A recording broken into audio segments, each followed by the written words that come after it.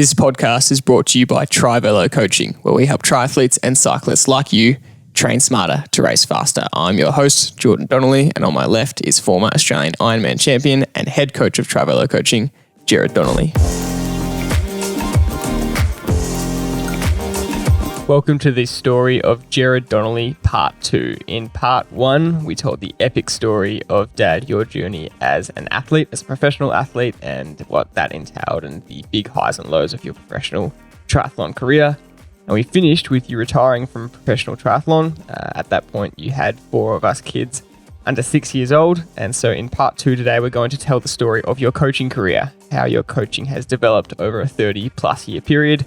And I didn't think the story could get any more exciting than Part 1, but there are just so many surreal, cool, life-changing moments throughout this part of the story that you've even said multiple times equal some of the highlights of your professional career. So we're going to be going through that in today's episode in Part 2. And a major part of that story that we're going to tell is that although you retired as a professional athlete, you were not done competing, and your journey to once again reach the top as a masters athlete is one of the biggest contributing factors to your success as a coach. So welcome to Part 2. Again, you were a little bit reluctant to keep going with this story because it has to be mentioned that you really, it was a traumatic experience, Part 1 going through. Thanks, George, for putting me through another. I hope I don't traumatize the listeners too much again with my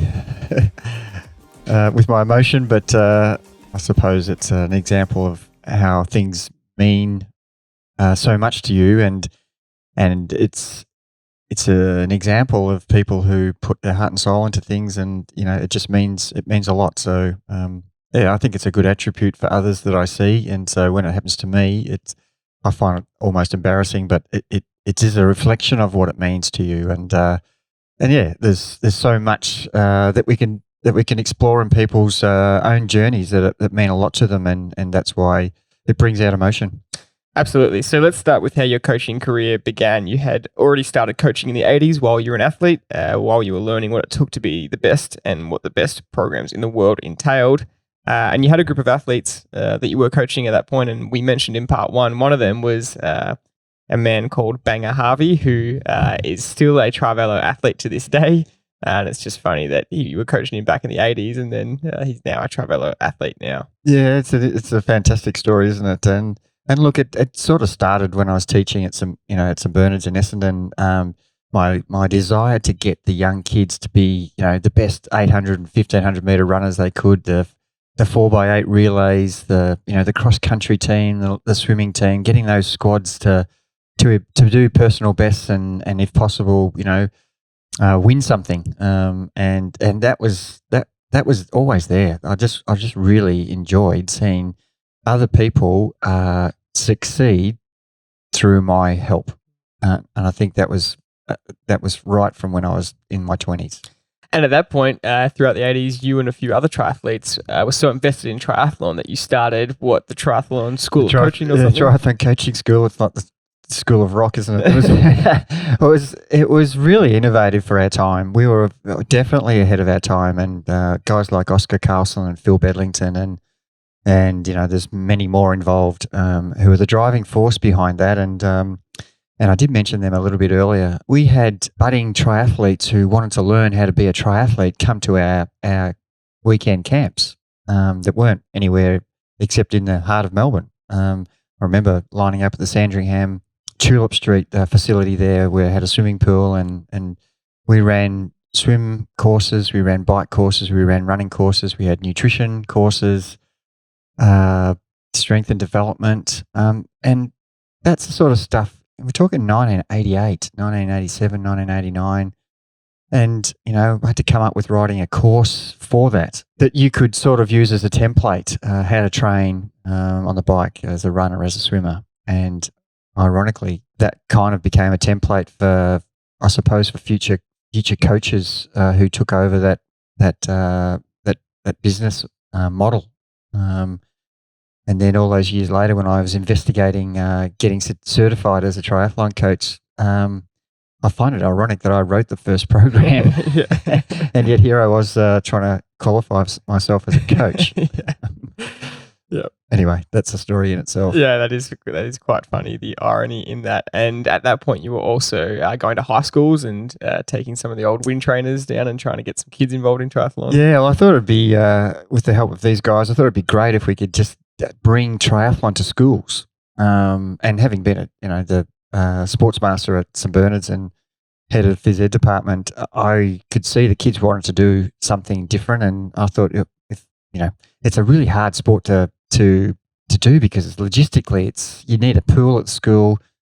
Where do you ride your bike safely? That in itself was a scary prospect. So I decided, well, I'll jump them on wind trainers, and running around the school was fine. But so I took the course to the schools, and that was really interesting.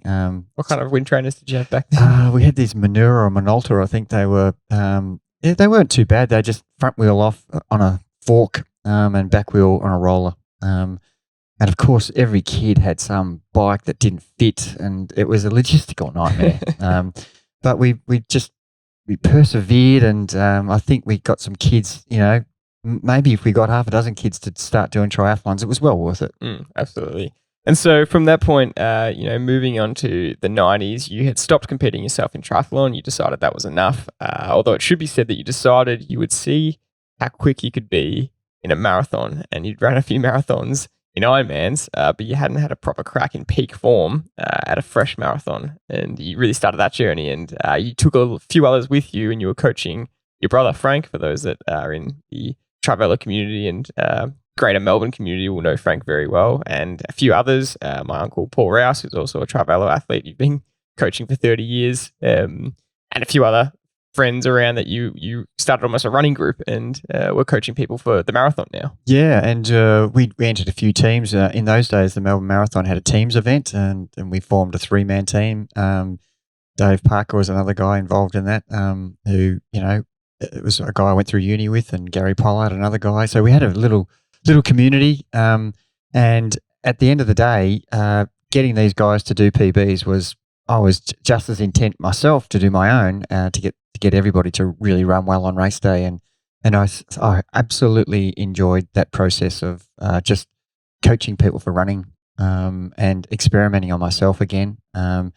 And yeah, I did have an inner desire to see what I could do outside of an Ironman in the marathon. It was pretty frustrating running, quite slow in an Ironman marathon, and then, knowing that you possibly could run half an hour quicker, and as a fresh. And I wanted to test that theory to see actually what I could do, and that was a bit of a slow journey because I was still injured from triathlon days, so I nearly had to take almost a year and a bit off from running before I could go again. But it was great to have Frank, especially, start his career to break 3 hours, and then over a 3-year period go from 256 to 248 to run a 240, and that was pretty exciting to literally run 20 minutes quicker over 3 years, 3-year period, by doing the program that I was giving myself. And he was on board with it, did everything, didn't miss a session. We ran together a lot, ran the hills together. That was exciting. Yeah. And there's actually Paul put up a great photo in our Facebook group, and it's a public group. So if you want to find Traveller Coaching on Facebook, you can request to join, and we'll add you in there. But he put up a great photo of one of the team's events where there's a few of you running, and there's some very handy times in there, all sub 3 hours. Yes. And like you said, you and Frank were handy runners yourselves. Frank running a 240, and your PB was 234, I think. 234. Yep. And look, Paul, on that we won the teams event at the Melbourne Marathon with the three of us. It was the 3 combined times, and Dave broke 3 hours and Paul broke 3 hours. So they ran 30 seconds different, 258 or something, and my 234 got us the victory, which was pretty exciting for the group to win, and another example of preparation and getting the result. Yeah, absolutely. And so as we move through the years, you quickly developed the same passion for coaching us kids and juniors as you experienced when you were younger. And I guess it was, you wanted to pass that same feeling you had as a kid, getting to train like that. Yeah, I definitely was really grateful for what my dad had done for me, and we talked about that in the previous podcast with Jeff Watt. And I'd learned so much about what the younger athlete could cope with because I'd had it done to myself. So I was careful because you obviously being my children, I didn't want to be that dad who was the pushy dad. But you showed signs that you were interested, and the minute you weren't was the time to stop. Yeah. And you guys were all on board with it. You definitely, everybody listening, all 4 of our children growing up were the smallest kids in every class.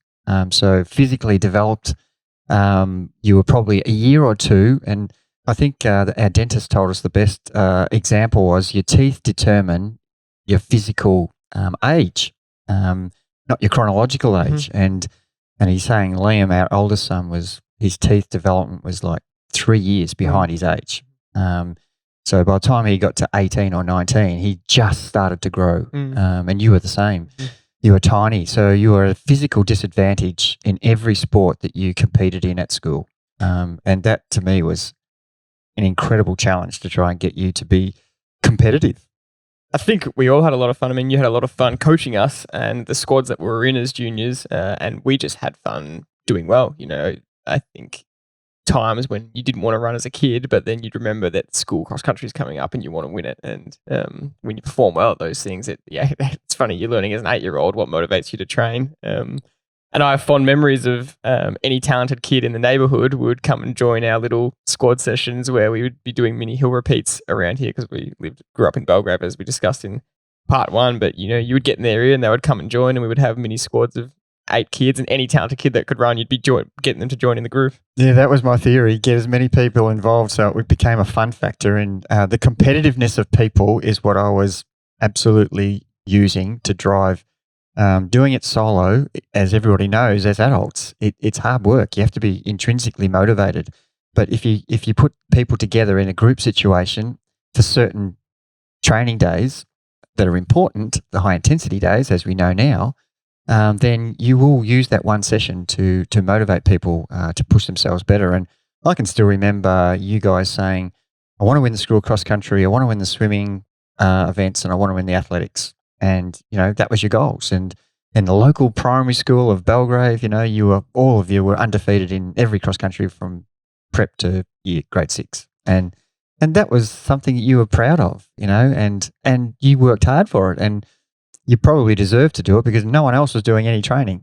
I never noticed, probably until now, just thinking back about how much of your lessons were having a big impact on me. I remember being 9 years old, and every year I would look forward to the cross country to win it. And to be honest, because we were training, you'd win it by a country mile, but I was still so nervous. And I remember waking up the morning of the school cross country day, and that was all I was focused about. And I got up early, and instead of watching TV, I sat there stretching in the living room. You would have been at work at this point already, but I spent the whole day nervous. None of the other kids are focusing on the race. And this is the same thing that happens as an adult when you've got your race. You wake up in the morning and you're doing that as a 9-year-old is just so funny.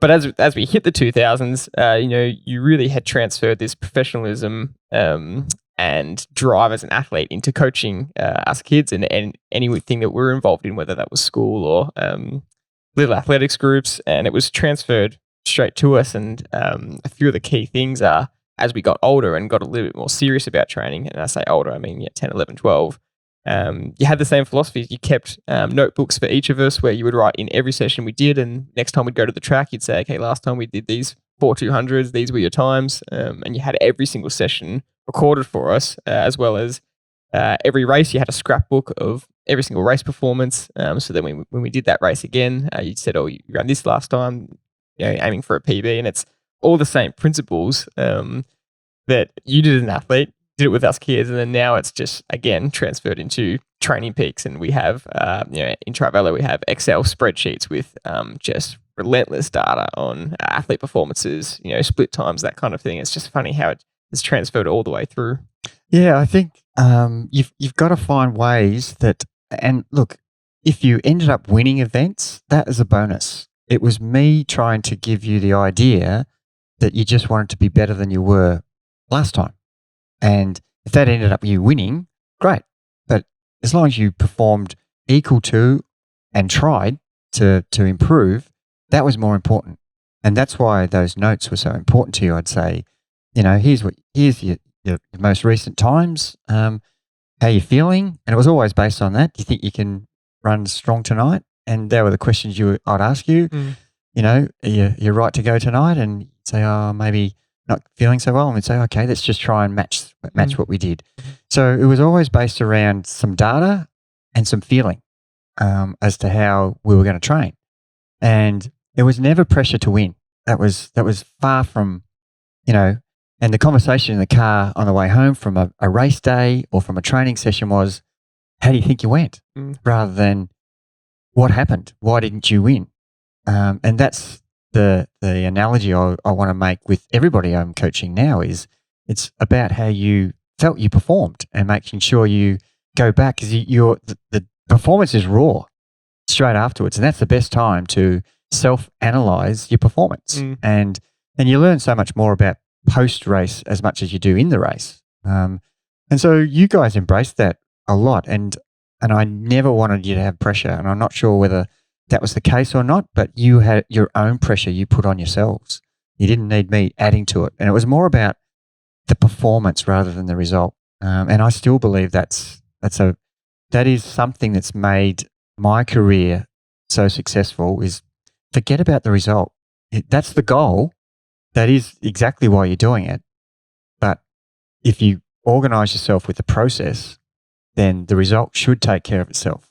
So I suppose if I could get children to understand that concept and embrace it, it would be a no-brainer for adults. And yet, I think children are more trusting of the process than adults, and they don't question. So they believe that you know exactly what is best for you. And that's kind of the relationship I want to build with the athletes. I certainly want them to ask questions and to make me explain what the purpose of this session is. And if that enables them to perform the session or the event better, then it's a win. But they certainly need to be on board with the process that we're doing. I have been asked that throughout my life a few times. Did I feel pressure because of your success, or did I feel like you ever put pressure on us because we did train a lot? And the answer is such a resounding no. And in fact, in hindsight, I almost think that you instilled that lesson into us so much that going through all those years as a junior, I was just so focused on my own race, and I was so drilled into my own race. I barely was paying attention to what was happening around, and that was almost to a detriment where almost needed a little bit more pressure to be a bit more ruthless and kind of have a bit more of a winning edge. And maybe it was a good thing as well because we were quite undeveloped as kids. We weren't as good as the kids that were developing. So had we put that pressure on ourselves to actually win, it would have been maybe worse because you just couldn't match some of those kids that were. Well, it would have been unfair. Yeah. You're already at an unfair disadvantage being physically immature. And for me to have the expectation that I want you to win, you would have given up. And I wanted you to participate for as long as you wanted to, as long as it was fun and enjoyable. And, there were so many little things you could do to make it fun. And that's the team environment. And that's kind of what led to your secondary school achievements was based around that fun factor with, your mates doing the same thing. And that's kind of how this kept progressing as you were really involved in a lot of coaching with us kids and those around us. And you ended up being a bit of a scout for the high school we went to and ended up sending a bunch of talented kids. And we ended up with this kind of super team. And the high school cross-country system that we competed in here in Melbourne was quite competitive. And it's a really fun system. It's the same, similar to the college system in America where you race and every point counts, so it doesn't matter if you're coming first, 10th or 70th.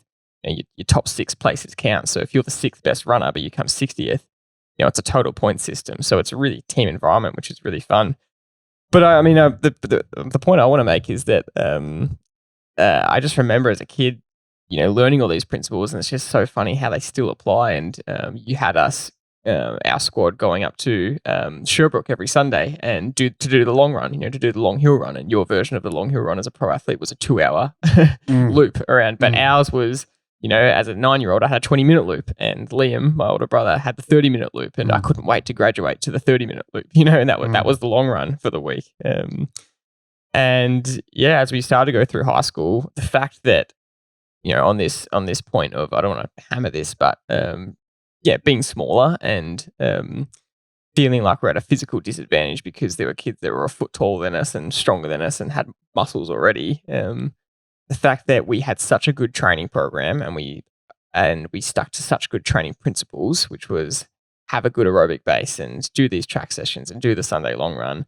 We were able to qualify for the state team and compete in nationals. And I think, both did reasonably well at nationals. I think Liam got a top 7 finish one year, which just showed how good the aerobic capacity was as juniors, even though we weren't anaerobically as strong and physically as strong as other runners. I think that really tells a good story of that. Yeah, I don't underestimate your determination and your competitiveness. So, it's one thing to be fit, and you were probably fitter than anybody in the fields that you're competing in. They were just more talented at the time because of their physical. But I never, ever mentioned that to you that, don't worry, these kids are bigger and better and stronger, and my expectation is that you won't beat them. That was never a message that I would send. Everybody who starts is a chance. And that's the message I was sort of saying. If you strategize well enough and don't be a sheep and sprint. And I can remember so many Saturday cross-country events where most of the, there's 50 or 60 guys lining up on the start line, and it was the fastest 100 meters out of a 3K race that you could possibly see. And I would always be saying to you guys, don't sprint at the start. Just work your way through the field after 5 or 6 minutes of everybody's reached their anaerobic threshold in the first 30 seconds and start, they've blown up, and then you guys can strategize your way through the field. And, but that wasn't fun. Everybody was sprinting, and here I've got you guys 20 or 30 meters off the back. And, you did well to kind of accept that and cope with that. But that's the same principle now is run to your pace, ride to your pace, without, just don't be a sheep and follow someone else's race plan. And that's great for the guy who's a winner. It's not great for the guy who's, possibly going to finish a minute behind him. Why is he going to start at the winner's pace? It's going to be an ugly finish for all those guys. And they were going so slow by the end.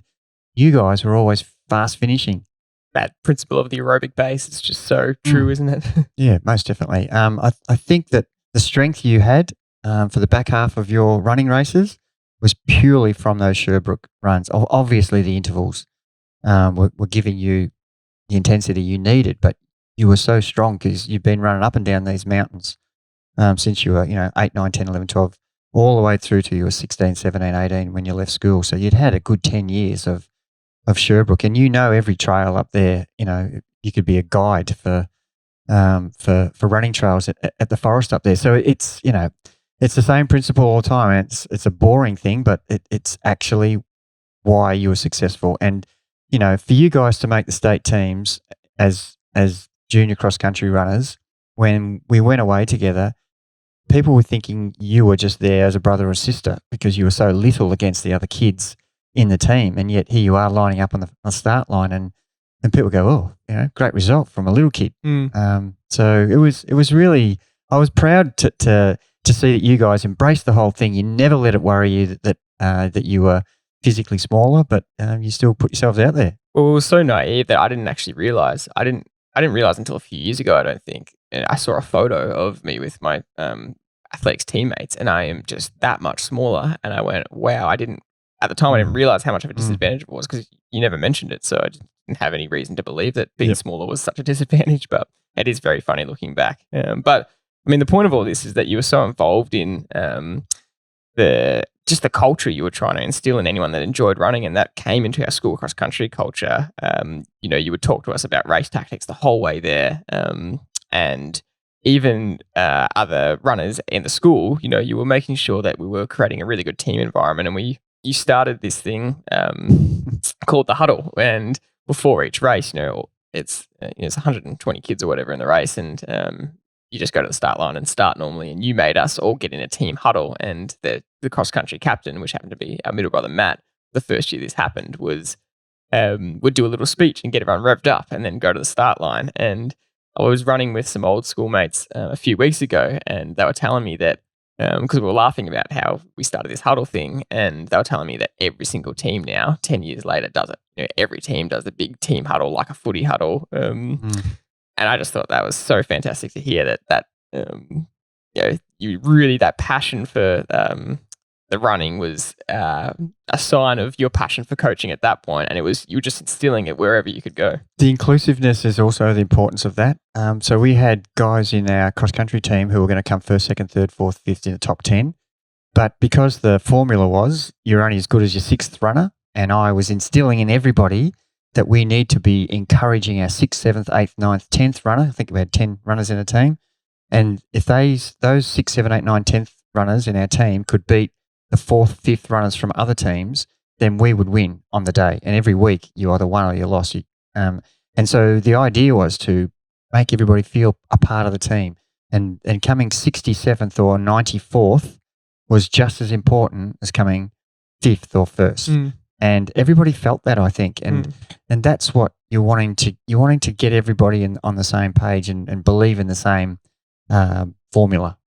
So it was at this point that we were in high school. We were all catching the bus to and from school.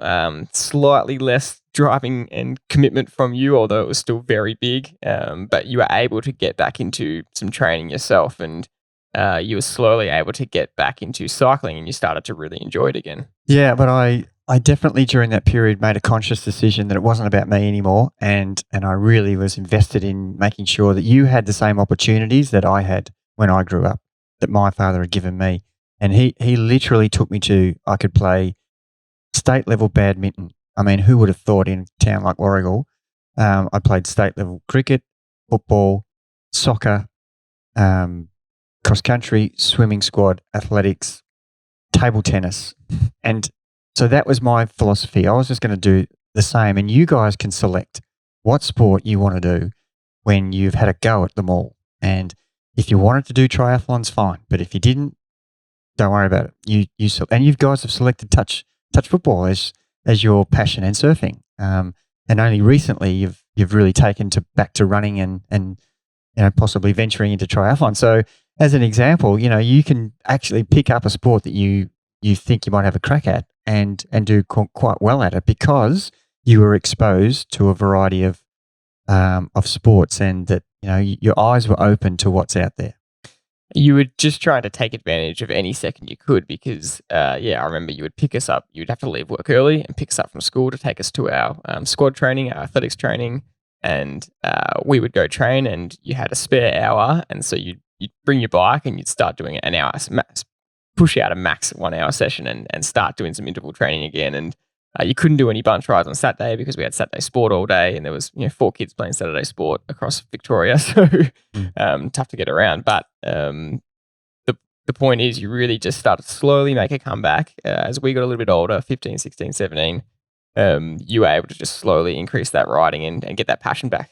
It's interesting you mentioned that because the big athletics carnival day was middle of October at Olympic Park, and it was the Associated Private Schools, Public Schools sports, which is huge. And Di Castello had set records there, and Mottram, and it's a big athletics day. And the Melbourne to Warrnambool bike race was always on the same weekend. And I think I've told the story. I only did my first Melbourne to Warrnambool a year ago. Yeah. Was it 2 years ago? 2 years ago, COVID, yeah. At 61. And I think I entered it 10 times from when I was 40, and when you guys were in the middle of and I had to choose between doing the Melbourne to Warrnambool and going to watch you guys at Olympic Park. And for you to make the 4x8 team or be in the team was just massive effort, and so it was a no-brainer. I'm going to miss the Melbourne to Warrnambool. I'm going to get there one day, but yeah, just starting to redo some of the training principles on myself when I could see that you guys, because I used to go to your training sessions. We used to pick you up from school at 3:30 from Berwick and take you to Frankston, where your new squad, when you'd grown out of being coached by me, and it was time for me to step back and let you have some other coach take over and have other young kids of your age to train with, which I thought was more important than that was the main part, being isolated with your dad. And so that was a whole new opening for you. You enjoyed that so much more than training just with the three of you. And so that was worth the trip from me leaving work at 2:30 to get to Berwick at 3:30 to drop you off at Frankston at 4:30, and I used to watch the training sessions and really make sure that the coach was doing what I thought was right. And after I totally was on board with what she was doing, Nikki Frey and her sons were really good runners, and that was easy for me then to go, right, I can step away and I can go and do an hour while they're training, and that's what I did. I started to do some training again, and it was a horrible experience early because I was that far away from 15 years earlier. So I'd almost had that much time away from, and in hindsight, a mistake that I made, and I would tell this to young athletes in their 30s, 40s who've got young families, not to stop doing. You don't have to do it at the same level. You don't have to compete at a high level, but to keep your fitness so that when you have the opportunity and your kids are gone, that you don't start again. And literally, it was 3 or 4 years of me just being really average, getting dropped by guys that I had no trouble with earlier, and just having such a low base. And it was not enjoyable early on to try and get myself fit.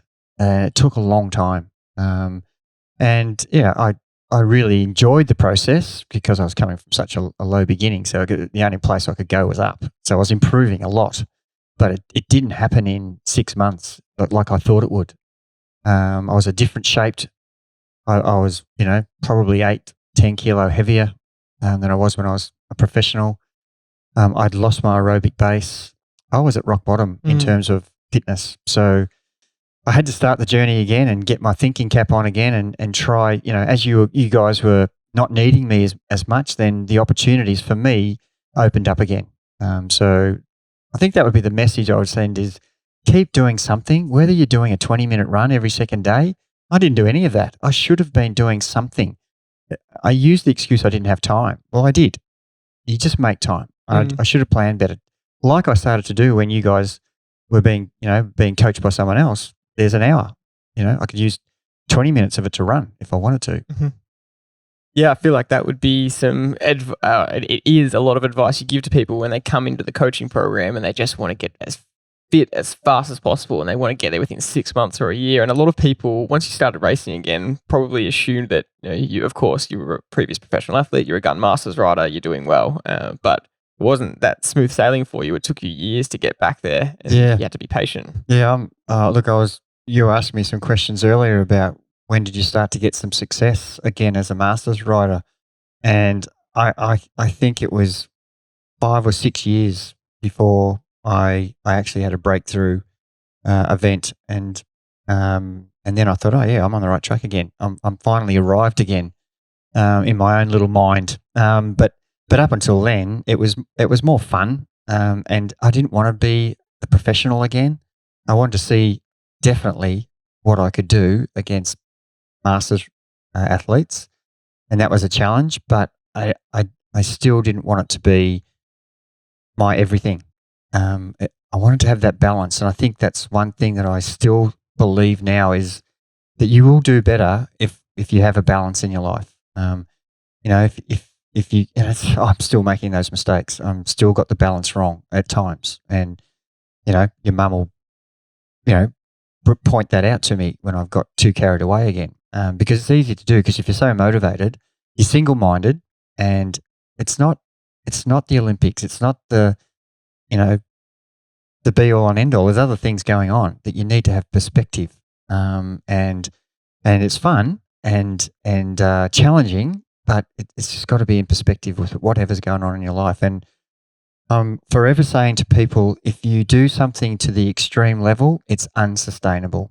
And that's the philosophy. I think if everybody the message they can get from the story I'm telling now is do it to the extreme, it won't last. Something will give, whether you break down, whether your relationships break down because you're so selfish, you're single-minded, your determination's far outweighed by what else is happening in the world. So, if you try and lose weight, the analogy would be if you're trying to lose weight over a period of 6 months, and if you decide to lose 1 kilo every month, you could be, drop six kilo, which would be a pretty big thing for a lot of people. We all hear the stories of people dropping 30 kilo in 2 weeks. But guess what? Ask them 2 years later what their weight is. A fair percentage, I don't know the stats, would be back to the weight that they were. So if it's unsustainable, it won't succeed.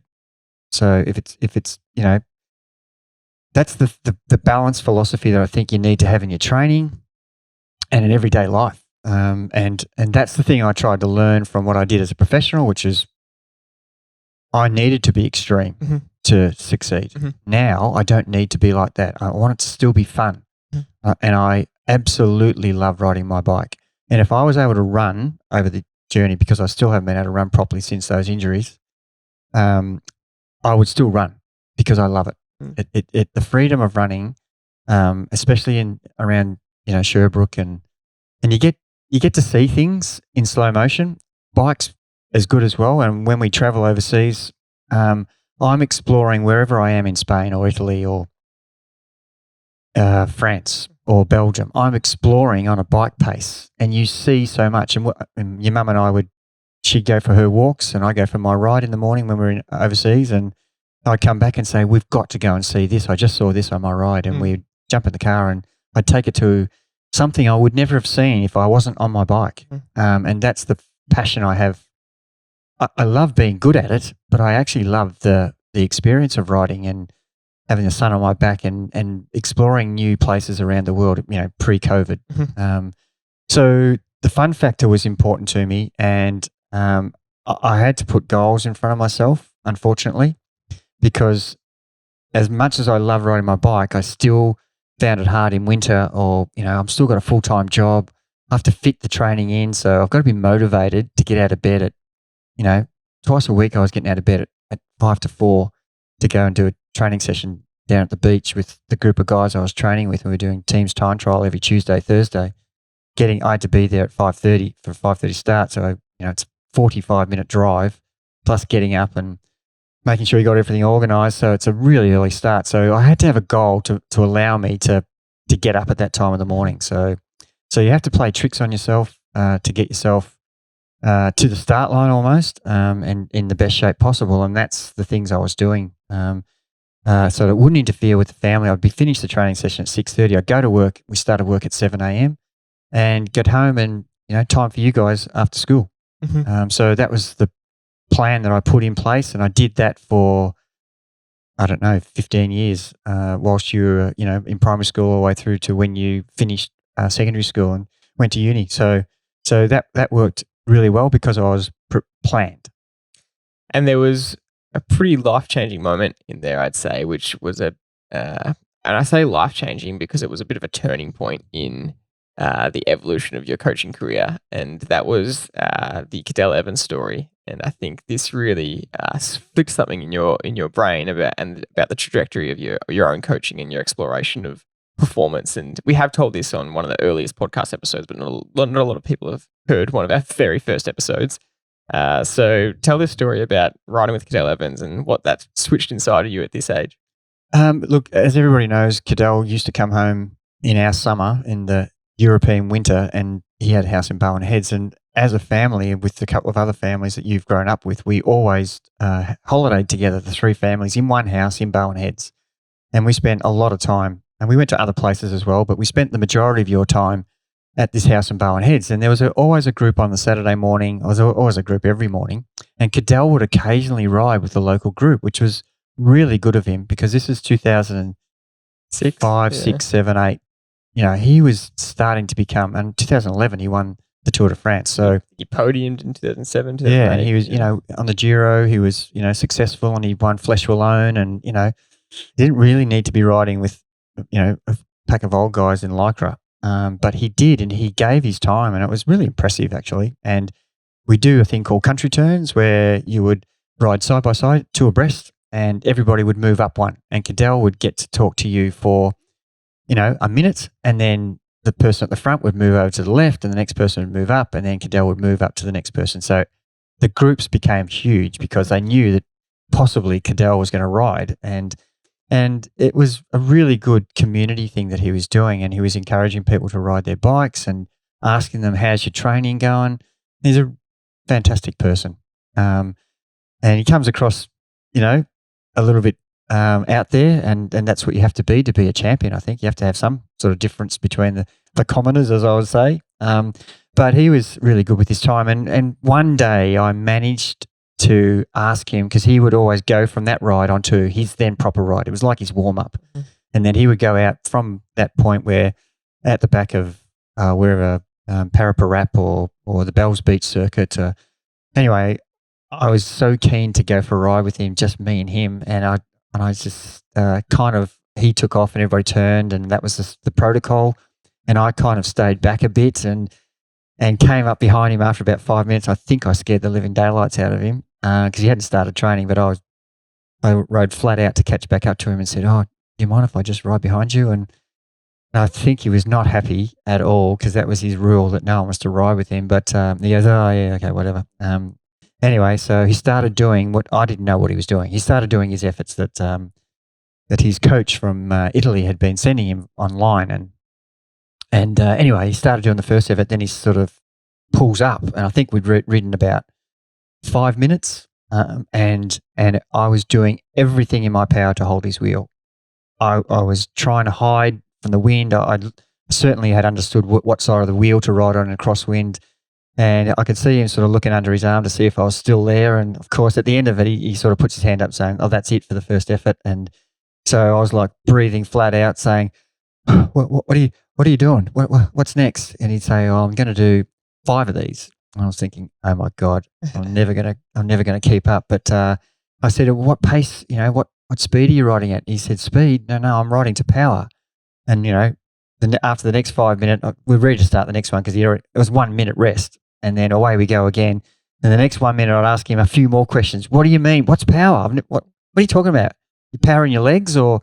And then the next 1 minute was, no, it's a power meter. And I'm just blown away. I have no idea what he's talking about. And anyway, we finished those efforts, and then we were heading to Point Addis, which, for those who know, the west coast of Victoria, it's got Bells Beach and all the famous surf resorts. Anyway, some of the roads down to the beach have got some hills. So he said, "I'm going to do some 1 minute hill repeats at the Point Addis circuit. You can come there and we'll just cruise along and we'll talk till then." So I had the opportunity to ask him all about the power meter, and he explained it all to me. And my mind was blown. I just thought, I need to get a power meter and start training with power, and rather than just perceived exertion. That's what I'd done for literally 20 years. At that stage, I had a computer that told me the average speed and the distance, and I think I had a polar heart rate meter. Can't remember exactly when I got that, but anyway, we did these 1 minute hill repeats, and I said to him, "Oh, I'm never going to be able to keep up with you on these." He says, "I'm just going to go up and back. Why don't you turn halfway and I'll go to the bottom, and then I'll see if I can catch you." So we did that, and can't remember how many we did, but in my mind at the time, I was thinking, "Oh, far out, Cadell Evans is chasing me up this hill." It was like a race situation. It was like my childhood dream. I'm on my bike, and he probably wouldn't even remember any of this. But it was everything to me. It was, can I stay away from Cadell and get to the top? And, the first couple I was pretty gung-ho, and then as I got tighter and tighter, he was passing me halfway up the hill, and but he was laughing a bit. But anyway, and then he said, "Great stuff. You've done a really good job. And now we're going to go and do some, I think it was more tempo work around." And at this stage, I'd already done 120K. It was 35 degrees. I think I had one drink bottle with me. And I'd ridden as hard as I'd ridden in the last, I think, decade. And I said, how much longer? And he goes, "Oh, it's probably another hour and a half before we get to Barwon Heads." And I said, "No." Even I knew then that was enough. As much as I wanted to keep riding with him, I had to crawl. I basically crawled home at 10 Ks an hour, I reckon, stopped at Torquay and sat under a tree with a can of Coke. And then I got back to Barwon Heads. And when I got back, the guys at the house were asking, did you ride with Cadell? You planned it at work? I said, "Yeah, you would. It's the best day I've ever had." But the reason we're telling it is because it changed my whole thinking about training and how organized he was and specific he was with what he was doing. And we used to go in the afternoon to the beach with you kids, and I remember sitting on the beach looking at the Barwon Bridge, and I saw Cadell behind the motorbike in the afternoon, doing motor pacing in the afternoon. So he did that 150K ride in the morning, and here he was doing motor pacing in the afternoon. He did tell me he had strength gym work to do at lunchtime. I didn't know about the motor pacing, but I saw him in the afternoon, and I thought, that's what it takes to be the best. Well, he was top 3, top 5 GC rider at that point. So yeah, and it was such an eye opener to me of the professionalism that he had. He was, I think I was quite knowledgeable as an athlete and as a coach, but this was next level to me, and it really was a turning point that if you want to be successful, and it doesn't have to be all the time about winning, but if you want to be better, you have to do things better. You have to be organized. You have to manage it better. You have to act like a professional. Even if you're a masters rider, if you want to be better, you have to do things better. And if you're going to spend an hour and a half, do it properly. Don't do it like make it up as you go. Have structure, have a plan. And from that point on, even though I felt like I was very organized, he exposed that I wasn't. I thought I was, but it was next level. And I think that really helped me in my adult life, post-professional, to be a much better coach, I reckon. And I was a much better athlete because my time-efficient training went through the roof. I didn't have the time, but now I was training so much smarter. It's such a you story to just decide that you told the guys, I've got a plan here. I'm going to ride with Cadell tomorrow. And you sat at the back and you peeled off and you had the guts to go, no, I want to find out what he's doing. And it's just typical of your personality. Same as in the 80s. I'm going to go find out what the best people are doing. And here's your chance to do it. And it was one of the most beneficial decisions you've made. Yeah, it was a bit of a risk because he could have told me to rack off. But that's the sort of personality he was. I think he thought, oh, this guy's that keen, what harm's it doing? I think he felt sorry for me. But when he realised that I could actually hold his wheel, and I didn't add the very first 5-minute effort, I moved to the left a little bit, and I was looking down, and we were doing 45 Ks an hour or something like that. And I thought, oh, mustn't be that hard. It must be a tailwind, and I moved, and I nearly lost 5 bike lengths because I put my nose in the wind for a second. It's like, oh shit, how hard is this? And back in behind his wheel. And as we know, there's a 30% effect of drafting, and that was an eye opener to me because whether you're riding into the wind or against the wind, with the wind, he could ride the power meter both ways because the course we were on, it turned left and right, and so we had crosswinds and we had tailwind and we had a headwind. And he was holding the same power. Yet the speeds were different. 1 minute we're doing 55 with the tailwind, and the crosswind we're doing 45, and in the headwind we're doing 40. So, and he said, I've done all 5 efforts the same. I said, no, we haven't. We've done them this speed, that speed. He goes, speed's nothing. Speed's good at the end when you've got an average, but the power is everything. I actually met Cadell about 10 years later on a charity ride, and my job was to get the corporate riders to spend a minute beside him, almost like we had the country turns, and I was to ride behind him to protect him from being cross-wheeled or from getting crashed. And so I didn't get a chance to say to him, you will not remember me, but I did this on this particular day, and it was a bit of a game changer.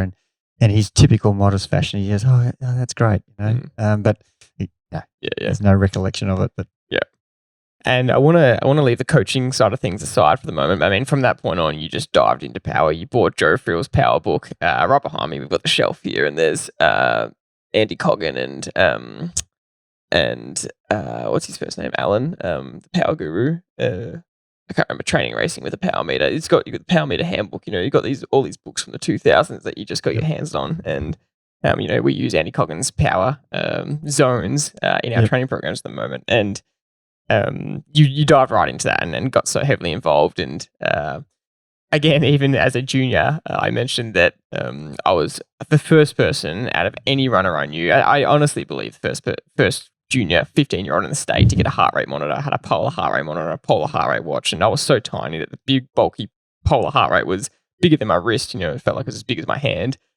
And kids would look at me and go, what has heart rate got to do with anything? Or what is pace? Like, why are you looking at pace? And as a 15-year-old, you couldn't even understand what pace was. You had some high heart rates there. I can remember vividly saying 209s and 210s. 213, I think, yeah, something like that.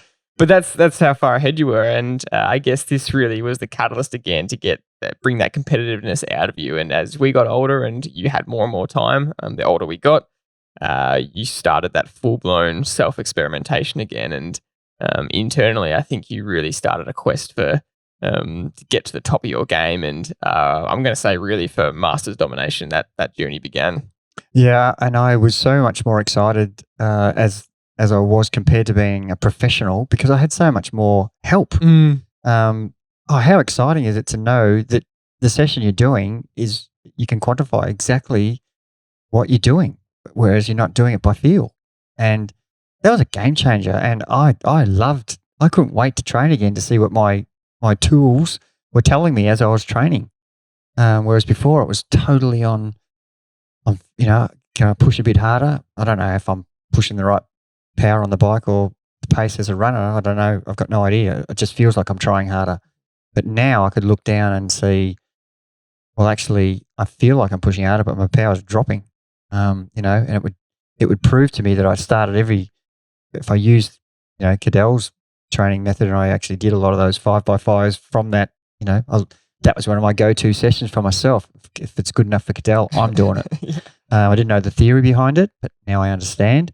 And I would, definitely without the power meter, I would be doing the first one at, way too hard and the last one creeping. Whereas now I was measuring my efforts from start to finish. And even that was exciting to know that you're actually doing all 5 at the right intensity. So from that point, you put a little, as you always would, you put a few goals in your head. You started doing more and more races, and some key goals came up on the calendar. And once you decide these things in your own mind, we all know that you get hell-bent on achieving them. And I'll start with the first major event that you wanted to win, and that was Tour of Bright. And Tour of Bright is a tour in Victoria, and it really gained some legs in that period of when you were racing in 2008 to 2013. And Shane Miller actually mentioned on the podcast a few weeks ago that in that period, because cycling was exploding and Cadell won the Tour de France and, it was selling out, it had the most riders competing every single year, and it was hyper competitive. And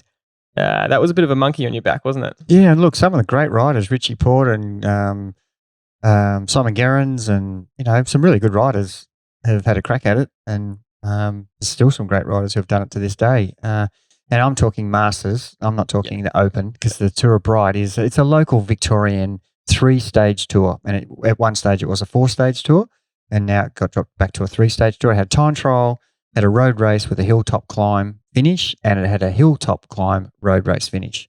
So it was a real climbers threshold type athlete cyclist event, and that is what I thought was my strength, was threshold riding. From triathlon days. But I soon learnt very quickly that I wasn't that good in the mountains. I was good as a triathlete, but not as a cyclist. So, and my time trialing as a short time trialist, the events were 20 minutes. I was great for 180K, but I had no high-end power for 20 minutes, and I had to reinvent that. So I kind of embraced this, and all of our community, our group that I trained with, the Tour of Bright was the big event. It was like the world titles of tour stage racing in Victoria, especially for Masters riders. Yeah, it was. It was a stepping stone for the Open elite riders to go on to better things. And we didn't have the NRS in those days, National Road Series, for the up and coming. You either became a good rider and went to Europe, and like the Simon Clarks and Simon Gerrans and Richie Ports and all the guys who've made Studio Grades, they've all done these these type of Open races and done well, and then got looked at and went overseas. But this was an event that I thought, right, I want to have a crack at, see if I can win a Masters event such as this. And that was a driving reason. Again, it's the goal setting that was the thing that was going to, I had to I had to put something in front of myself, and I thought this Tour of Bright thing is certainly one thing I want to do. And so I started doing the event, and I was, again, very average. So it took me to change my whole training process and start seeing the guys who were doing well, what were they doing, and learning again, doing the whole situation scenario repeated like it was 20 years earlier. Contacting guys like Shane Miller and Dave Sturt, he was a bit of a legend. Steggles, he taught me so much about preparing. He was a masters rider, probably 6 or 7 years younger than me, but a really really talented rider, and had ridden a Sun Tour, and so I learned a lot about preparation for stage tour riding, which I knew nothing about, and got really good advice from people like that, and it took a long time for me to start to get some success, but I really enjoyed the whole process and got excited about it. Couldn't wait for the Tour of Bright every December. Trained the whole year for the Tour of Bright, and that's what it was about for those few years. That was an interesting one because it took you a few years longer than you'd like to finally win it. You just had problem after problem each year. Some years you had a mechanical, some years I think you were sick. You even had a crash one year before it, and Yep. It took a lot of persistence to finally win it. So it was a pretty satisfying achievement when you finally did win it. Yeah, and it was a little bit demoralizing when I thought that I was doing everything right, but I wasn't getting any success. But I knew that I had to just do it. It all had to come together eventually. So I did probably 8 or 9 Tour of Brights, and I'd got second, third, fifth, and just missed out here and there, and then finally won one. But and that was a very satisfying moment, and I nearly lost it on the climb to Hotham. I don't know, bore the listeners with that. But all I had to do was finish with the lead pack, and I think I had a 15-second lead. And the guy I had to beat, I just had to mark him. And I was feeling fantastic, but I've learnt that I don't go well above maybe 1,500 metres at altitude, and Hotham was over that. And I was going great guns till the last 10 minutes, and I started to falter. And I'm not sure if the guys realised, but I was doing everything to hide. And the guy who was second got a gap on me, and I only ended up winning by 8 seconds. And he brought 7 seconds back. I don't know if you realise, all he had to do was attack a bit more, and I was done. But it was another tactical. But yeah, it was. I learned a lot about stage racing and understanding how to defend a yellow jersey, and it was life lessons that now you see on telly. This is what this whole period was. It was just you were throwing yourself into everything, and even the altitude lesson there. A couple of years later, you had your first experience spending a month at altitude in France, and now you can handle altitude. Yeah, and I was shocked that I couldn't perform as well as I could meters lower, and that was such a physiological shock to me. And I years later bought an altitude tent, and I did the 2019 Masters preparing, and we might talk about that, but that was a game changer to train to sleep at altitude. So you were competing as much as possible, racing, having a lot of success, state titles, but one of the big ones you wanted was the Australian Masters Championship road race. You wanted to go there and win, and it's the exact same story. You'd been there a few years, and you'd, same thing, gotten some seconds, thirds, fifths, and again, a goal in your mind, single-minded, you wanted to win this. And this is one of my favourite stories of just showing your mental resilience and determination. And this race, I think it was 2014 when you finally won it, and got yourself 26 years later another Australian Masters Champion, another Australian Champion jersey, another Australian Championship title to your name. And that race, I just remember you said before it, you said to us kids that no matter what, you were going to win it. It was just this single-mindedness, determination. And we were also invested because we were older now, and we wanted to see you performing and competing again because we had heard how you were as professional in your younger days. And you can tell the story of the finish, but it's a pretty epic way to just it was basically all grit just to make sure that you would win that. It's interesting because I've competed at, four more after that. And this was at Buninyong. So it had special significance because that's where the elite national road race is. And so this was at Ballarat 2014. And I was in great form and really hard race up Buninyong. I don't know how many laps we did. And it came down the normal circuit to the finish line at Buninyong, which is where it is right now. And it's kind of downhill finish. And tactically, you need to really understand that finish. And I had gone and reconned it many times and understood, if the wind is coming from here, you need to be sitting on this side of the wheel, et cetera, et cetera. But we came to the finish and there was, I think it was 4 riders fighting out for the win. And one of them was, I remember, Ag Giramondo, really good sprinter. And I thought, I don't know, I didn't get rid of them on the climb. I could have blown this, but I almost, because I'd said to myself that no matter what happens today, I'm going to give everything to make sure I win this. And so I could not have timed the sprint better. And I've tried to teach the guys I coach, sprinting is not all about the guy with the best power. There's 3 aspects to sprinting. There's the position first. Where are you in the position for the sprint? The timing. When do you start your sprint? And then your effort, the power. So there's so many examples of people giving the power, and even last Saturday's bunch ride, at the wrong time. They may have been pushing more power, but they did it at the wrong time. They were positioned wrong and they timed it wrong. So I couldn't have been better positioned. I was behind 2 of the guys who were leading it out, and Ag was behind me, which I didn't really like. And then timing the sprint, got that right, and then it was the effort. And we were side by side. And I thought, well, who wants this more? And I remember getting cramp in my stomach in the sprint because I was straining so much for the power. And I think the photo shows me winning by a wheel. But Ag was a better sprinter than I was. But I definitely got the position right, the timing, and I just was determined with the power. And so that was another example of fulfilling an ambition based on everything I'd known that came into that last sprint, understanding the scenario. And it's like a chess game, isn't it? You've got the race where you're trying to get rid of them on the climb. It didn't happen. Now I have to look for plan B. And they're examples that I try to tell the athletes that I'm coaching, that you've got to have all these other opportunities and options up your sleeve if things don't pan out well.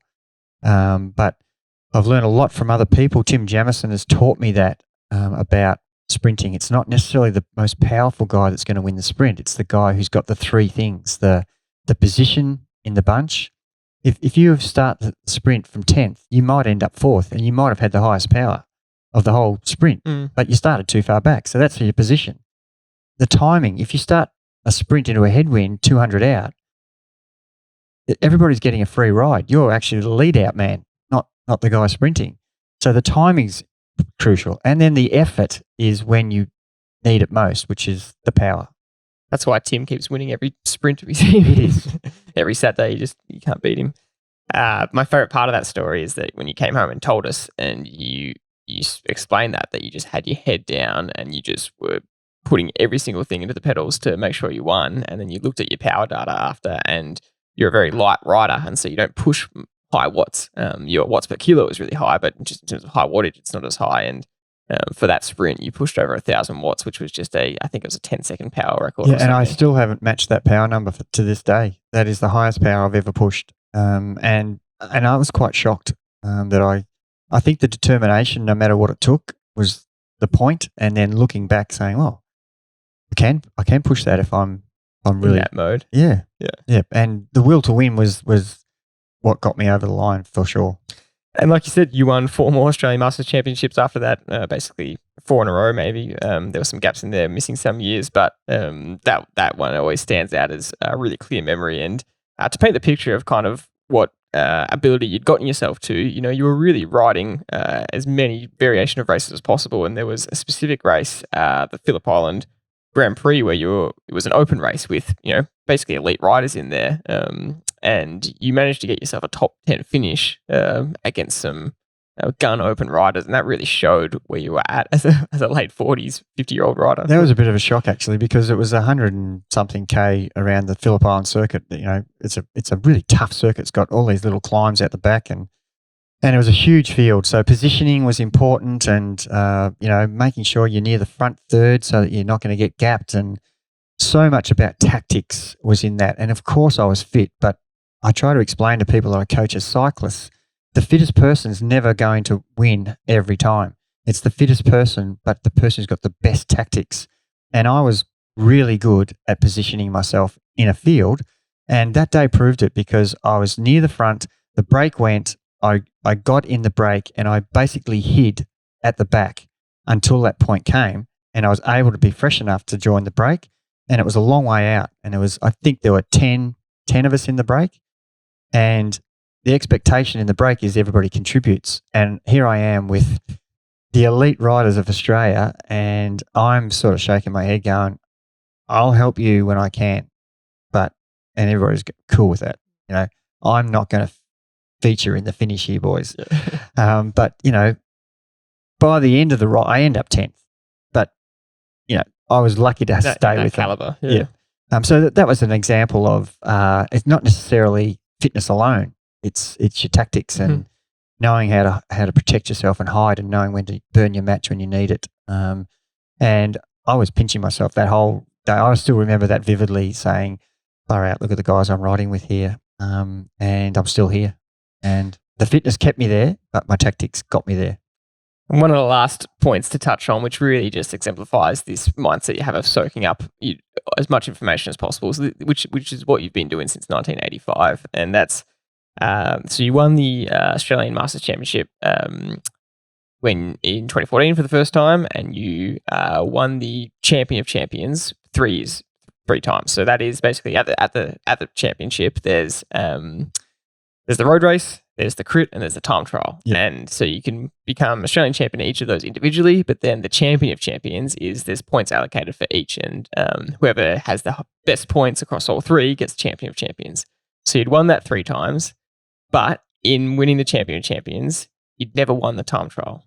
Come second, third, again, whatever. And once again, when that happens to you, we get a recurring theme here that you get hell-bent on winning it. And coming into the 2018 Nationals, it was, or 2019, I can't remember the year, but you just said, I need to get this monkey off my back now and win the national time trial. You wanted to win Champion of Champions again for sure, but you wanted to win the Australian time trial championship. And it was interesting because I remember talking to you about it, because you were in the office and you were sort of saying, what are you going to do this year, Dad?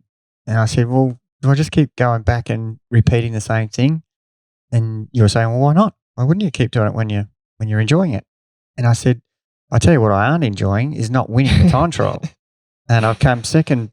Tim Aarons beat me by 0.01. In a time trial. How's that possible? Yeah. Anyway, that happened a few times. Jim and I have been very similar. Just one of the guys who I've grown up riding with, and he's a fantastic guy. And I couldn't be happier to lose to him. But I lost to him by under a second 2 or 3 times. So there wasn't much between us. Anyway, I think I said to you, if I'm going to go back, I have to win the time trial, and that's going to be my goal. And I want to be, you know, one of the few people to have won the road race criterium and time trial at the same championship. So I win all 3. Clean sweep. Yeah. And so that was, I think it was in Adelaide. And I said, but I have to do a few things different because I'm doing something not right to not win this. Tactically, I'm winning the criterium and the road race because of my tactics and my fitness. But in the time trial, it's fitness, and my fitness is not good enough. And so I remember discussing it with you, saying, this is what I have to do. I have to train a lot better, a lot smarter for this event, and I have to do a whole lot of other things. And you were going, like, what? I said, well, I know the value of altitude, and that was one of the key things that I thought, if I could sleep at altitude and train properly, not at altitude, because they always say sleep high and train low, but if you can sleep high and train high, it's a double effect. Well, I couldn't train high because we live basically 500 meters, not 2,000 meters. That's right. So I went and found myself an altitude meter tent, and much to the disgust of my wife,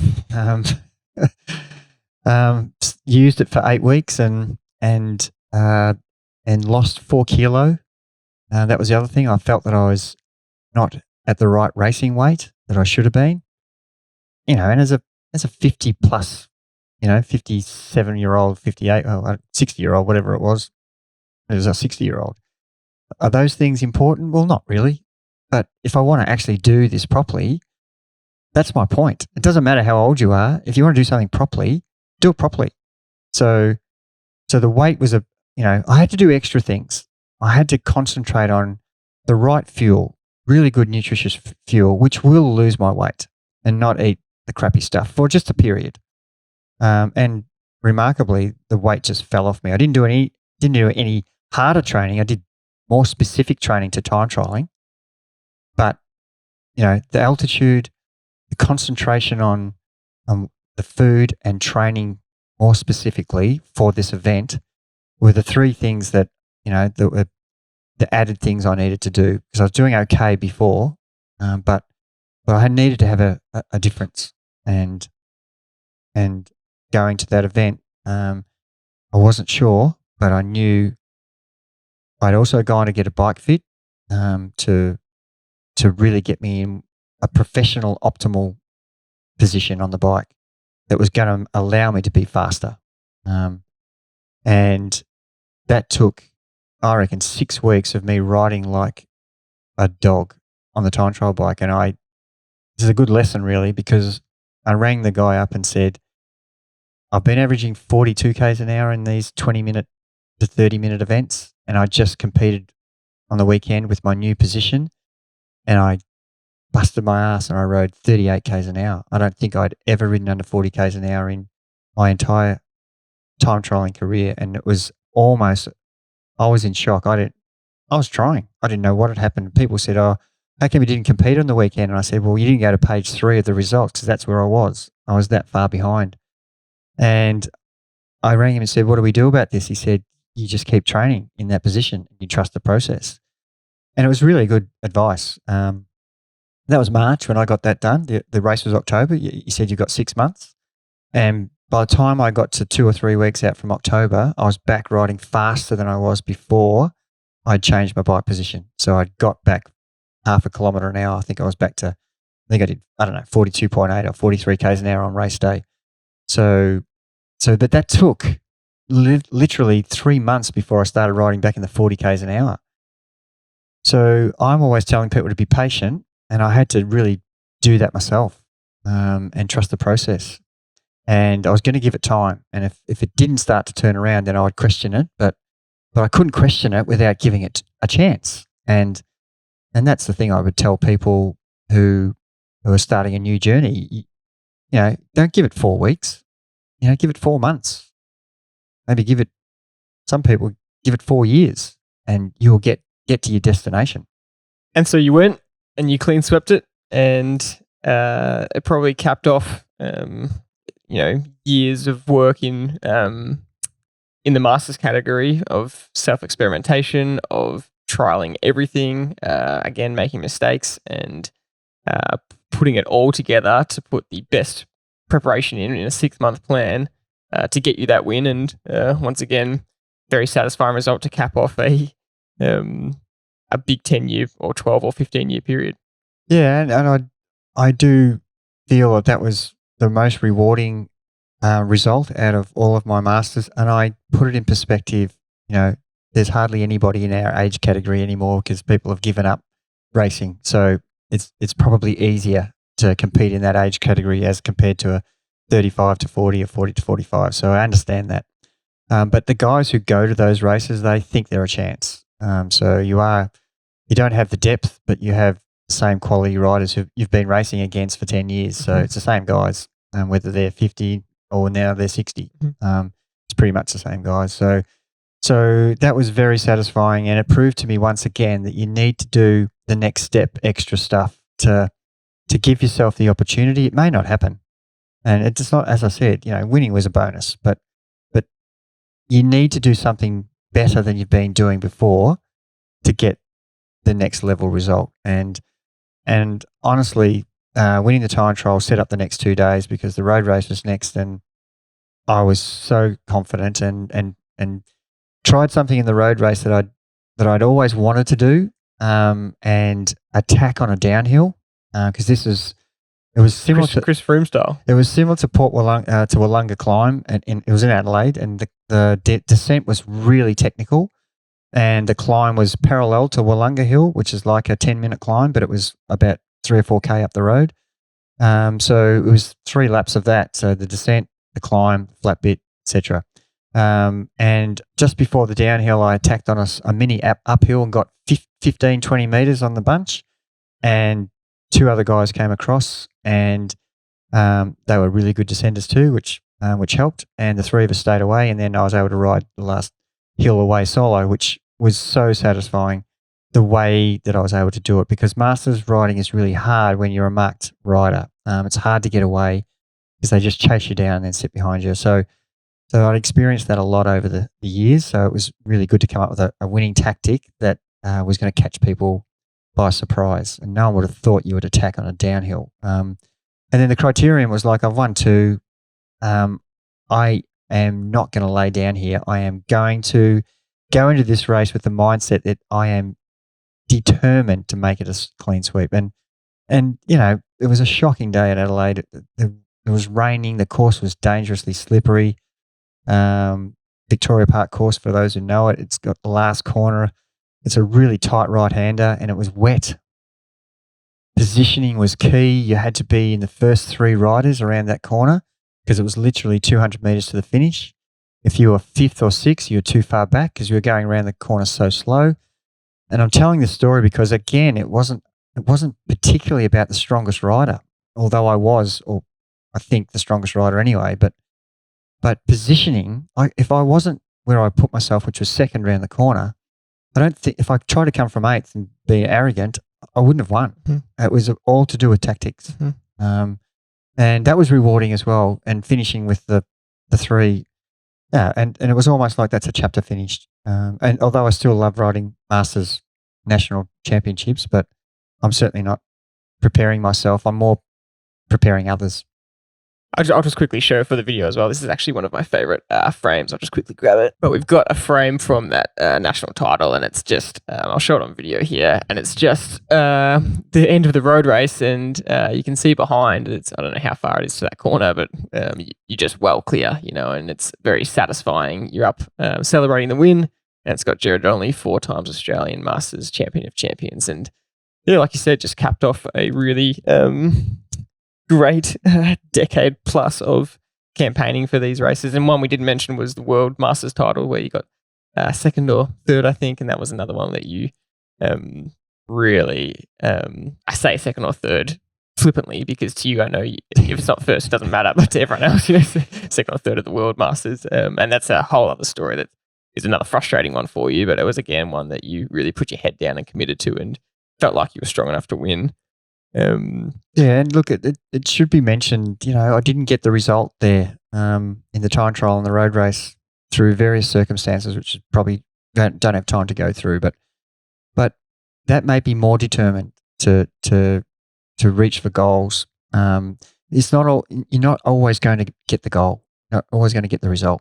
It is important to strive for it, but we've highlighted specific things over a period of time, but in between, there were other events where I didn't get the goal. I didn't reach the result I wanted. And so don't feel like you're hearing someone who just wins everything. It's not the case. For every win, there's 70 seconds. And I always shake my head and laugh a bit when I look at Peter Sagan. He's had equally amount of seconds that he has had first, and he's won 100 and something races, and he's got second 100 something times. So no one remembers that. They just remember him winning a lot of stuff. 3-time world champion, but he's it's not always going to end the right way, and that's okay too. It's how you deal with that, and what that does to your mindset. And for me, that's like a red rag. I'm not going to let that happen again. I'm going to do everything I can, which is next level, to make sure I can achieve what I wanted to achieve. And in all of that, you always had a feeling that you were going to go back into full-time coaching. You just didn't know exactly when it would be. But throughout this period, I think it was kind of decided for you when people were noticing your dominance and people started to really ask for your help. And again, once you started training properly for cycling, you quickly formed a group around you that you were helping. You were getting help from other people as well as you started to coach friends around you, teammates around you. Other athletes would come and ask for help. And you tell the story. You were a full-time painter. It was your full-time job, obviously. But you were getting interrupted at work to answer calls about coaching. That's the point it was getting to. It was funny hearing the Joe Friel story about his starting a running shop in Boulder, and he had more people coming in asking him about training than buying running shoes. And that's kind of, I didn't want to go back to teaching. I wanted to get a career that paid better than teaching because I had 4 children and we wanted to put you through some good schools. So I needed a better job. And we'd worked our way, my brother and I had worked our way with our dad, going through uni, helping dad in his painting business. And so we did that till we were 18, 19, 20, 21. And I vowed that I'd never paint again once I'd qualified as a teacher. But here I am back painting and doing really well in our own business. And I was helping that many people. I was getting all the calls during work hours, and it was really affecting my painting. In the middle of painting a wall, I'd have to stop and I didn't have to stop, but I wanted to stop and answer a call. Someone wanted to talk about their training. And it was fun. And the painting wasn't fun, but it was the means to an end. You have to earn money and you have to work. But certainly my passion was still helping people, and I was helping people. Everywhere I could turn, I would gladly write programs for people and discuss their progress, and it just became too much in the end, and something had to give. It was at this point that Triathlon was born, and we will break down the name because for those that don't know, Triathlon is quite simply the tri part is triathlon, and velo is the Italian word for bike or cycling. Yep. So that's what Triathlon actually is. It's funny that if I say the name to anyone in the industry, they get it straight away. If I try and give my email to someone that needs my email for some reason, they can never understand what Triathlon is, and it's Trivello or double L or something like that. But yeah, it's basically just trying to say that we help. Anybody wants to swim, ride, and run and ride. So that's where it was. It's a great name. And at this point, we want to give a quick shout out to Darren Rutherford from Giant. We've actually had him on the podcast, so you can listen to the episode with him. But he was instrumental in helping bring Trivello to life.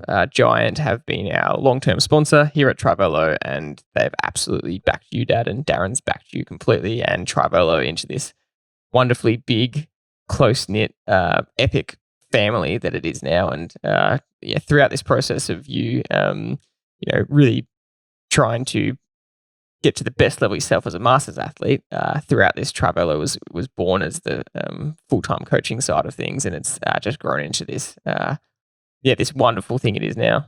Yeah, and look, Frank, my brother, who I was partnership with in the painting business, just said, look, if you want to pursue your coaching career, stop painting. Let's start your coaching career properly. Think of a coaching business name, clothing. The Celtic business painting will back your coaching until you can earn enough. Charge people to be coached now. Don't do it for free anymore. Make it a proper business. And without that, again, people around you to support you with your dreams, it's very difficult. But what an opportunity for my brother to sort of say, look, go for it. Let's see where it takes you. That's your passion. And Darren Rutherford from Giant was instrumental in, I remember sitting down saying, what are we going to call our coaching business? And we came up with some ridiculous names, and he was instrumental in the name. And what are we going to look like? How are we going to be identified? What's a safe color? And I was always in love with the Belgium, the German colors, national road colours, and they stood out. And they don't. I mean, they last the test of time. You know, they don't get old. Some brands look good, and then all of a sudden it looks old and tired. And the Belgium kit's been there since the 30s, and the German kit's the same, white with the black and the orange or the yellow. Yep. The Belgians the blue with the black and the and you identify because it stands out. And it's forever. I was talking to someone the other day. Look, the Great Britain kit, like it just keeps changing. You know, the Australian kit is iconic. The white with the green and gold bands, it's iconic. I love the Australian national kit.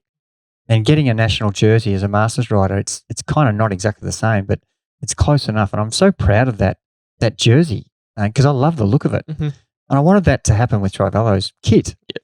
And so, I was fumbling around with this, and Darren and I came up with, not only the name, but the kit. Yep. And it's a white kit, which is so safe at night and in the early mornings when we're training. I didn't want dark, and it stands out so much. You can see people coming the other direction in the kit. I'm really proud of the kit, actually. We're so proud of the kit, and we just love seeing it out there. And I think this is the point that we want to talk about with Trivello now, is that it started, it's for us, it's a family business. The Donnelly family is what Trivello is and what it's come from. And especially it wouldn't have started without, you and Frank. And that's why we want to mention you, Frank, and Darren at the start of it.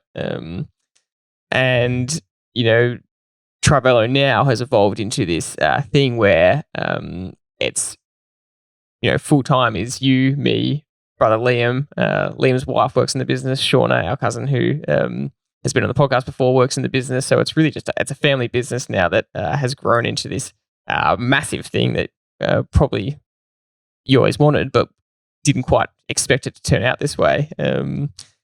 And I mean, even Mum as well. We take tours to Belgium, and Mum is so instrumental in making that happen. And she won't like us talking about that because every time we do a tour, she says, "I'm not being the swan year again. I'm not providing everything for everyone." But she does such a great job every time that she ends up continuing to do it. But that's the real family theme of how Trivello is, and not just from us as a family that run it, but that extends to the theme of what Trivello is for our athletes. And our Trivello clients and athletes are family, and anyone that's involved in Trivello knows that. And you can't describe the how close-knit the family feels, when you go for a ride, and the amount of close friendships that have now formed within the Trivello community. There's groups of people that are now considering each other as best friends, and you would now consider a lot of athletes as extremely close friends of yours personally, regardless of the coach-athlete relationship. And that's just what Trivello has grown into. Yeah, there's no doubt. You've covered a lot of topics there, and some of my people I spend my social time with, not only am I their coach, but I'm their friend. And looking around Australia, I've got people who I've actually never met personally, yet I have a relationship with that's very deep. The amount of knowledge I need to know about what's happening in your personal life to enable you to be a better athlete that you're asking me to help you with is you have to share a lot of personal, private stuff between the coach and the athlete. And so, that's quite important to have that special bond. It's deep, and the analogy is like they're all my children, which sounds a little bit strange, but that's how I look at it. If I want my kids to succeed, I want my athletes to succeed. And I don't mean win. I just mean be better versions when they come to us. They get the joy and the happiness first and foremost from what they're doing, the process of the training, the goal setting. And if you haven't understood how important goal setting is from the last period of time that we've been talking about it, it is crucial to understand that if you are going to sit there and make a statement about what your goals are, you have to be committed to the process. And if don't make this the goal if you're not committed. And I have to be blunt to say, halfway through that journey, you've talked the talk, but you're not walking the walk. You're not going to get the goal you want to achieve. You're going to fall short. You need to rethink. And most people go, "You're right. It's not what I thought I was able to do. So I'm quite blunt sometimes with it's black and white, even though I really want to be on an emotional journey with people. But I don't want to give people a false sense of where they're at. And I don't want them to get on race day and be disappointed.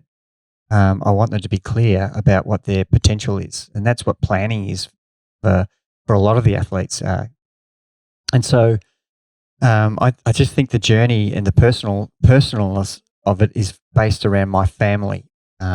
How am I going to treat my family? And everybody could ask themselves, it's a client, but no, don't think of it as a client. Think of it as someone that you have a personal relationship with, and you just want them to be better. And the joy I get is equal to the joy I've experienced myself. And there's been some occasions I know at the national titles where I've been in tears with. Example would be, I've got so many times I've been in tears with a victory from someone I've coached. I've just given them the big embrace, the hug, and I can't speak. And I could rattle off so many times that's happened. Just like I do when you guys have done well. When you were little. That's the feeling I get, and I love it. I could not be happier in my job knowing.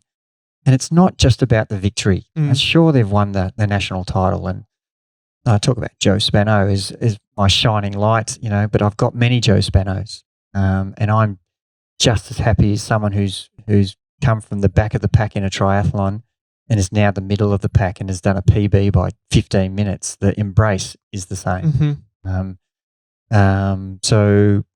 So I think as long as that passion is still there, and I feel like each one of my children are important to me, I'm so determined to keep growing this business to make it so that people want to be along and they want to enjoy what we offer, and the journey is the key. The destination is what the journey is all about. You're going to get to the destination eventually. But the journey's the thing that happens every day, and that's where the magic happens, I suppose. But the fun at the end, when you get to the destination, is well worth it. And you look back and you go, you're really satisfied with how it all evolved. And Dad used to say, "You get what you deserve," and I just thought, what does that mean? Get what you deserve. Well, if you don't do any training, you deserve to get a poor result. If you train as well as you possibly can, the result you got, you deserved. And that's what it means. It means you're in charge of what you deserve by your actions, by everything you do every day will determine what you deserve at the end. There will be times where there's bad luck, where you get a mechanical or, something unexpected happens. But the majority of the time, however you've gone about the process and the journey, you'll get the result that you want. And you've got to be a believer in that. And I am a believer in that. And as I said earlier, for every success that I've had, there's been lots of unsuccessful programs that I've done for myself. But I can identify the reasons why I didn't get the result that I deserved. It could be just someone's better than you on the day. Someone's prepared better than you, and you got to accept that as well. But as long as you're happy in the journey, which is the key thing, I think.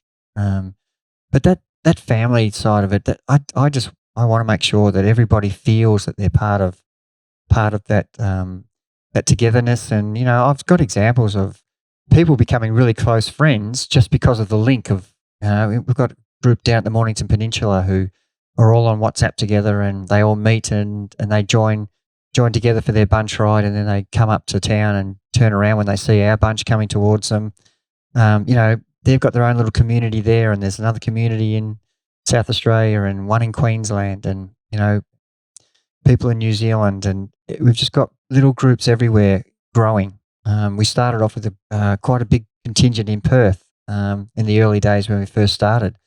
One guy joined, and And all of a sudden, 5 of his mates joined because he felt like he was part of something, and his performances were improving every time he raced. And all of his mates are going, I want to be part of that because I see what you're doing. You're getting better, and I want to be part of it. And he was loving, the relationship I had with him was incredible for a long period of time. Yeah, I mean, that's a great summary. I think what you spoke about then, we personally don't like using the words clients or business here, because we want to see it as a Trivelo family, and our athletes are family, and obviously it's a business, but we don't want to see it that way. We want to see it as it's passion, and it's what we love doing, and it's why we love doing the podcast, and why we love releasing this information and talking about this stuff nonstop. And we discuss race tactics, we discuss triathlons, we discuss all the best cycling races on the podcast, but we would do that anyway. So we just press record basically. But yeah, it is all those little things that, like when you're riding on the street and you see a Trivelo rider, you yell out, and it's such a standout kid. And I can't tell you the amount of times I've just been running and then a bike rider will fly past me and yell out, or someone will yell out, I don't even see them, but they recognize the Trivelo singlet when running. At events, it's always great to see fellow Trivelo athletes, and you cheer each other on, even if you don't know who's cheering you on in the race. It's someone to do with Trivelo. And talking about both the local Melbourne scene and the fact that we're all online. We've been all online for a long time, but we started in Melbourne, and there's a bigger bunch here that wear the Trivelo jersey with pride, and anyone that gets it, you do really wear it with pride. And Nick Granger, who is one of our longest serving Trivelo athletes, he recently did a summary. He's finished up with Trivelo. He's 70 now, and he's stopped enjoying it competitively, which is exactly the principle you're talking about. So he's just going to enjoy recreationally riding. And he gave a bit of a summary saying that everyone that puts on the jersey wears it with pride, and that's such an amazing thing for it to be our thing. You're talking about the same kind of concept for an Australian jersey, and I think it's kind of surreal to when you see a big bunch in Melbourne, sometimes 30 plus riders, sometimes 40, all wearing Trivelo. It's quite a surreal sight. But we've worked really hard to extend this to the online community. We've got our online clients that we coach every Monday on Zoom, and you get to chat with them on there and get to know them. And we have our Facebook groups where everyone shares a whole range of information, inspirational things, funny things. We have our events. We've got training camps. We've got a training camp coming up next week, which people are attending, and I think it comes down to the why behind why you do everything, you personally. And I think that's fair to say that you moved on from being a professional athlete and even a professional masters athlete, and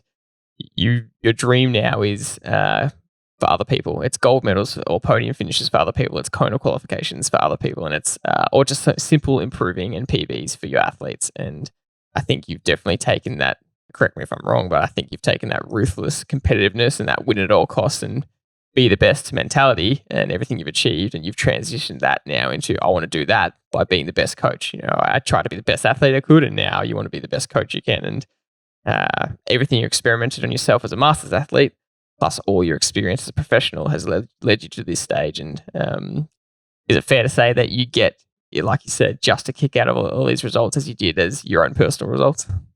I think you've summarised that spot on. That my next goal is to be so proud of every single athlete that I'm coaching because they've achieved what they set out to when they contacted us, and that's my full determination is what is it going to take to get you the result you want.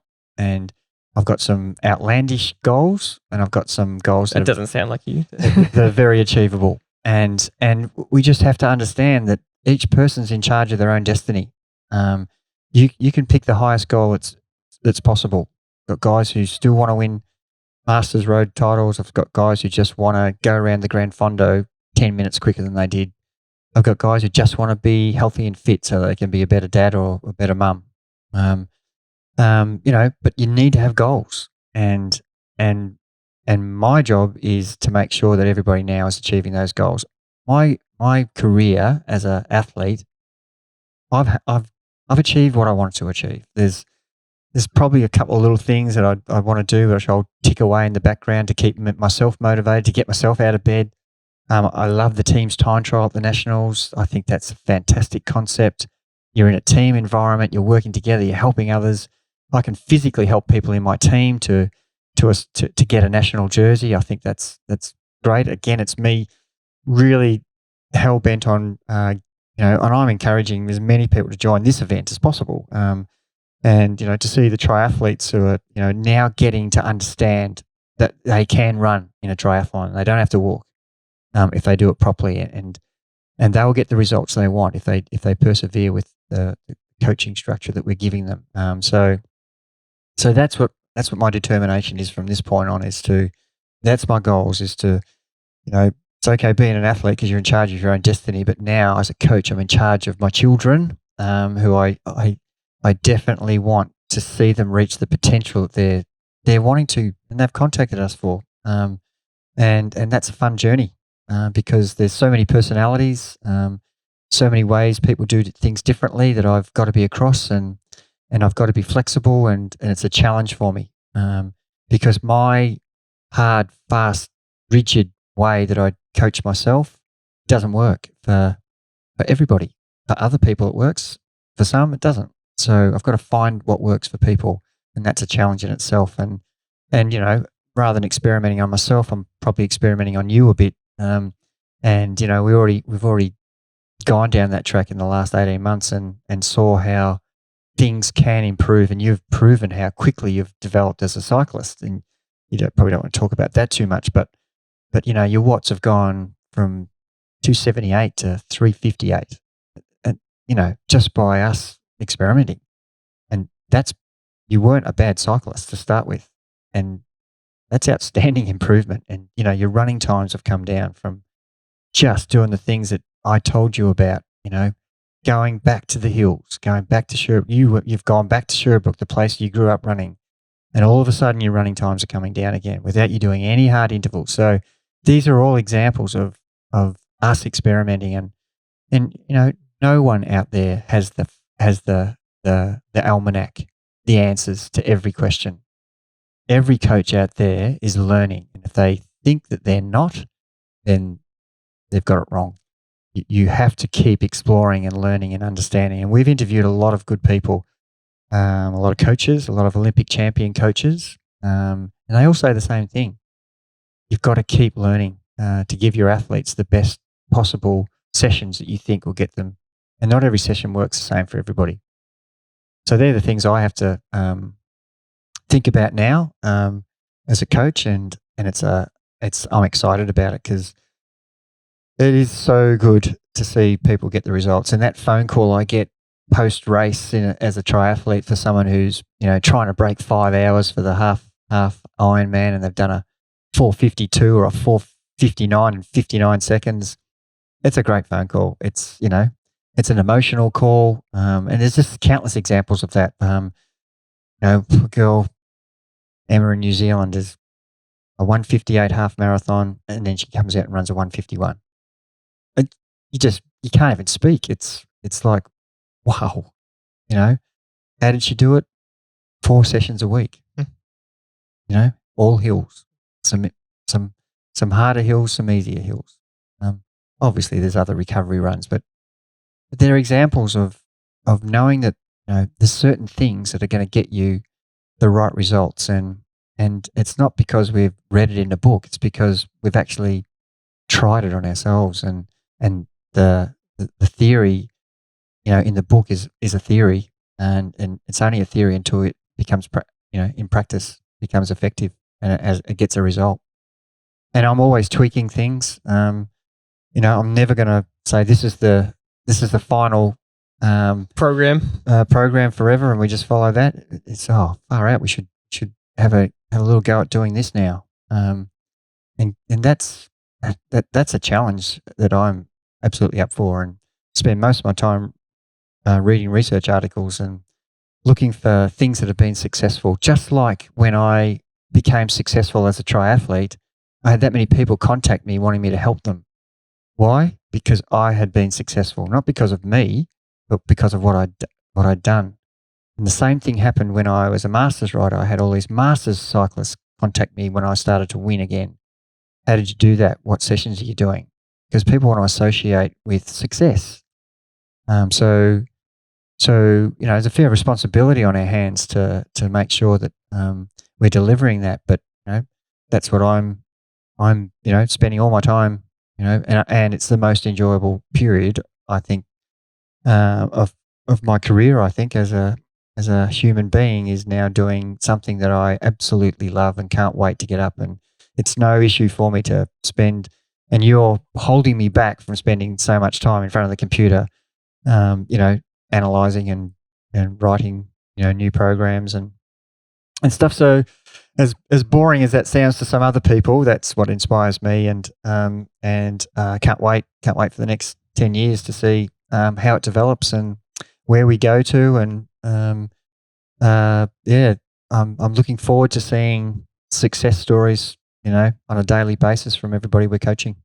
That's music to any Triathlon athlete's ears, because we should understand, if you don't understand by the last two episodes, part 1 and part 2, that once you set your mind on something and a goal, then that you achieve it. So if that's your goal with coaching, then any athlete should be pretty excited. Where it's incredible where Triathlon is now. As I said a few times, it's quite surreal. We're worldwide. We coach athletes in Australia, New Zealand, the UK, the US, Canada, Hong Kong, Thailand, Singapore, even the Caribbean, South America.